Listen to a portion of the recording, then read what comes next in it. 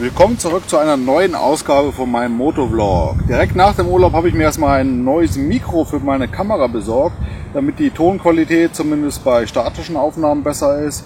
Und da großes Interesse auf dem Auspuffvideo lag, habe ich mir gedacht, mache ich nochmal ein High-Quality-Sound-Vergleichsvideo für euch, damit ihr euch besser vorstellen könnt, wie die Kestec ESM3-Anlage wirklich auf einer Soft SLMS klingt.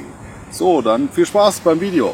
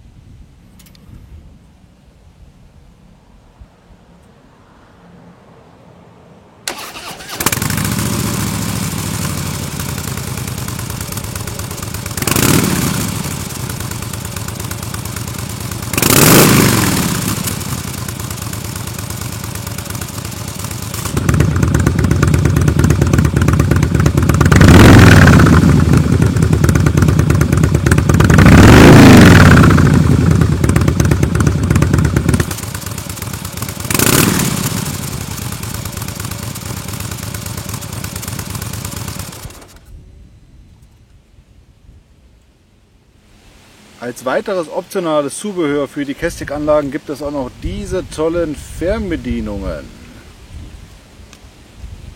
Und zwar kann man da diese automatische Steuerung mit überbrücken, indem man einfach hier während der Fahrt 1 oder 2 drückt. Dadurch macht man die Klappen entweder viertelweise oder halbweise auf. Man kann sie dadurch nicht wieder schließen.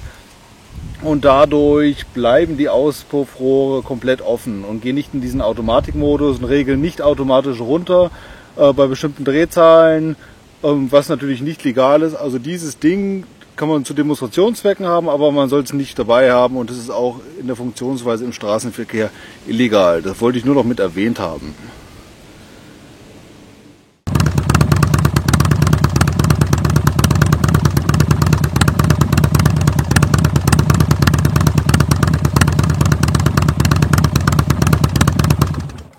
Ich hoffe, meine Tonaufnahmen waren nicht ganz kacke, weil es gar nicht so einfach, so ein bisschen Profi-Mikro vernünftig einzustellen.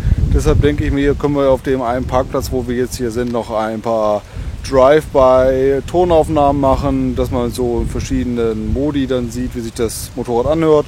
Also quasi einmal komplett geschlossen, einmal komplett offen, dass man noch ein bisschen besseren Eindruck bekommen kann.